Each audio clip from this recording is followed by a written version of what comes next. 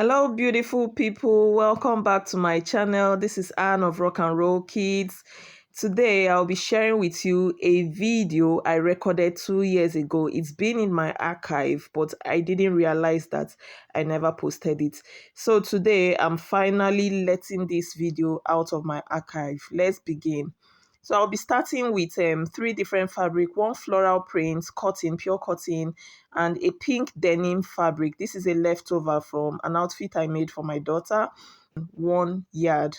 Then I'll be using cotton lining, of course. So I folded this fabric into four. The dress we are making is dropped waist. Dropped waist, that is some inches below the hip. Sorry about that. So I folded it into four and made a starting point. And from that starting point, I'll be taking down the waist measurement. It's a dropped waist dress. So from the waist measurement, I'll go down to the hip. On that hip is where I'll be attaching the ruffles. So I'll just draw a straight line along the hip line. I'm sorry the marking is not visible and I didn't realize until after making the video, but I'll try my best and explain as much as possible. Now from the starting line, I went down by 6 inches and I'll draw a line across both ends. This is the armhole depth. You can use the measurement that suits whoever you are making for. This particular dress is for a 5-year-old. Now from the folded part, I went in by 2.25 and then further down by 5 inches, which is the shoulder measurement divided by 2. And from the starting line, I came down by 2.5 for the neck depth and made a curve round. Now, I'm just measuring the shoulder width on the chest line, which is 5 inches, and I'll join the 2 points together. So I'm marking the waist measurement because on that waistline, I'll go in along the zip area. When we get there, you understand. So I'll just draw a straight line across the waist. That is the waistline for the dress because I'll reduce the waistline a bit.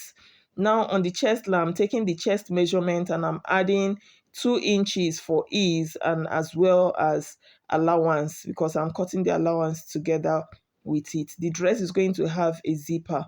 So I measured the waist and the hip and I'll just be joining from the chest line to the waist and from the waist down to the hip line.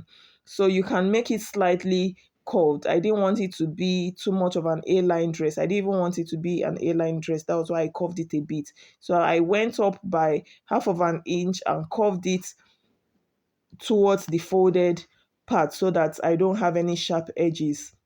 Now I'm just marking a straight line along the folded line. From there, I'll be marking my zip allowance. So on the waistline, I went in by half of an inch and I'll be connecting it to the zip line, making a weak V.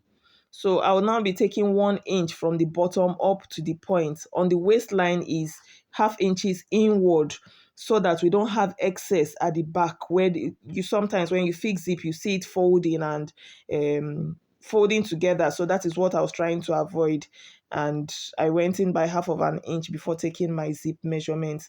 Now I'll be taking the midpoint of the armhole and I'll come in by half of an inch and use the armhole curve to create the armhole.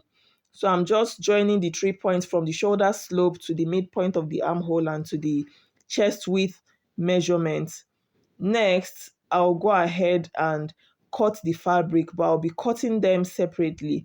So I'll first of all cut the armhole like I did here. I cut the armhole and the neck measurement of the front dress, then the length.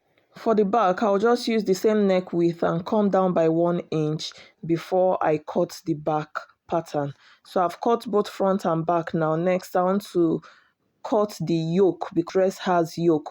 So for the front, I'll just slant from the mid armhole down to the chest line and I'll come up by 1 inch because I am cutting on the fabric directly. It's not on pattern paper and I'll be needing allowance to join the yoke together. So I'll just slant that from the midpoint of the armhole down to an inch above the chest line. So that is my front yoke. Because the front yoke is slightly different from the back yoke, I'm cutting them separately, but I'll be using the same depth from the neckline. So for the back yoke, I made like a U curve. For the front yoke, I made something like sweetheart. So there are two different yoke for the front and the back. So after marking the back yoke, I'll go ahead and measure 1 inch upward like I did for the front pattern before cutting. And like I said, the reason why I did it is because I'm not cutting on a pattern where I can easily add allowances later. So now I'll be cutting the yoke on this floral print, because the floral print is for the yoke and for the ruffles at the bottom of the dress. So I'll be placing the yoke on the floral print and I'll pin it together so it doesn't shift when I'm cutting. So from the yoke, I'll also take 1 inch allowance round aside and the neck area 1/2 inch allowance. So I'm marking 1 inch allowance at the bottom because I'll be needing it to join it to the main bodies.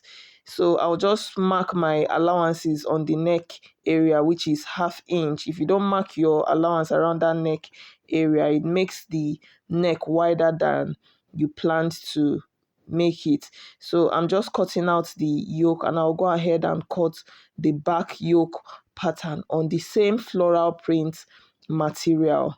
So here, this is the back pattern. I'm cutting two pieces of this. For the front pattern, I cut just one piece, but it was on fold. And for the back pattern, I'm cutting two pieces of this and left allowance at the bottom for joining and 1/2 inch allowance around the neck area. I didn't leave allowance at the back for the zipper because allowance has already been added when I was cutting the main fabric. So next is to start joining the what we have cut. I'll go ahead and cut lining for the dress. Lastly, I'll be cutting the strips for the ruffle at the bottom of the dress. So I minused the upper bodies from the actual length of the dress, and what I got was what I measured, and I added 1 inch for hemming. So I'll just proceed to cut the strips, and now I have 3 strips. I'll be joining them together because I don't have enough to make one long strip, so I'll be joining these 3 strips together. I've gone ahead to cut on the lining as well. So I'll proceed to joining the fabrics together. I'll start by joining the yoke like this, make a notch in the middle and join it all the way to the other point. And I'll do the same thing for the back piece as well. One thing you should note is that when I was cutting on the lining, I did not cut the yoke. I cut the lining in one full piece, both the front and the back. Now I'll be moving to the machine to join the yoke to the bodice. Now, after joining the yoke, next I'll just be placing the ribbon. So I'll cut what I need and use it to cover the seam, that is the joining the yoke and the main bodies, and I'll do the same thing in front. Note the front has a V, so I'll sew it on like this, then twist and sew on like this. So what we'll be having in the middle is this, because I'll still make a bow to fix there. And after that, I'll just join the shoulders, then join the shoulders on the lining as well.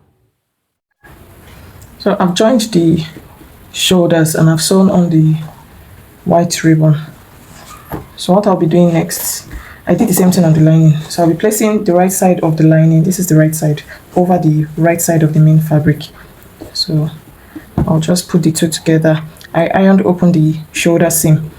So I'll just make sure that they are well aligned, pin on the other shoulder. Then I'll sew around the neck and round the armhole. After doing that, I will go ahead to sew my side seam using the 1 inch allowance I left for stitching. So I've sewn the neck and the armhole, and I also went ahead to notch the curves. So I'll just be turning this to the front.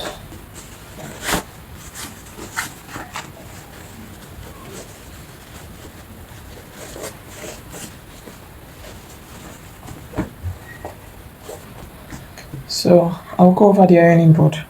I'll go to the ironing board and iron the neck and the armhole flat. Then on this side, I'll just be putting these two seams together, making sure that they are well aligned, and I'll sew from the main bodies down to the lining using 1 inch allowance because when I was cutting, I left 1 inch allowance, and the fabric is stretchy. So we are almost done. I've sewn the sides and I've gone ahead to iron. So before I attach the bottom ruffles, because we'll be attaching this at the bottom, make ruffles and attach this at the bottom. I'll be fixing my zip first. My zip will end somewhere here, then I'll close up before attaching the ruffles round. So I'll just fix my zip. It's an enclosed zip, so I left this 1 inch opening here on both sides. So by the time I fix my zip on this main fabric, I'll use the lining to close the zip up, then leave about 2 inches here, close up and gather on the fabric. I'm done fixing the zipper, and next is just to gather the lower parts. So this is the inside. So the space I left on the zip allowance, I used it to enclose the zipper in between the lining and the main fabric. So the lining and the main fabric, I'll be holding these two together because I'll sew it. I'm not doing separate sewing. So I'll sew on the gathers on both the lining and the main fabric. So I just went ahead to use pin to hold this down. Then I'll iron this flat. So now I'll just take my patterned fabric and gather on this lower part. You can choose to pleat or gather, but what I'm using is gathering stitch. So I'll do that, then fix the last ribbon trim at the bottom. So after joining the bottom part of this dress, I went ahead to weave the edges and hemmed by 1/4 inch. I also weave the rough edges. So next I'll just be this ribbon trimming, I'll be stitching on this lower, the drop twist. I'll be stitching on this lower part and I'll stitch it all round. So before I make the bow, I'm fixing a bow here. I'll use the same ribbon trim to make a bow and attach on this place. But before I do that, I'll just sew this onto this seam. That is the drop twist seam. And after that, we are done. So we have come to the end of this tutorial, and if you follow these steps like I showed in this video, this will be your end result. We are done with this drop twist summer dress. This is a tiny cute bow in the middle, and I've attached the ribbon trim at the bottom here. The back, the zip is enclosed between the main fabric and the lining. It's just a cute little dress for a baby girl. I initially said 5 years, but she was actually 2 going on 3 when this dress was made. So if you found this video helpful, please do well to like, share, subscribe to my channel, and don't forget to turn on your notification bell so that you get notified when I upload a new video. Bye.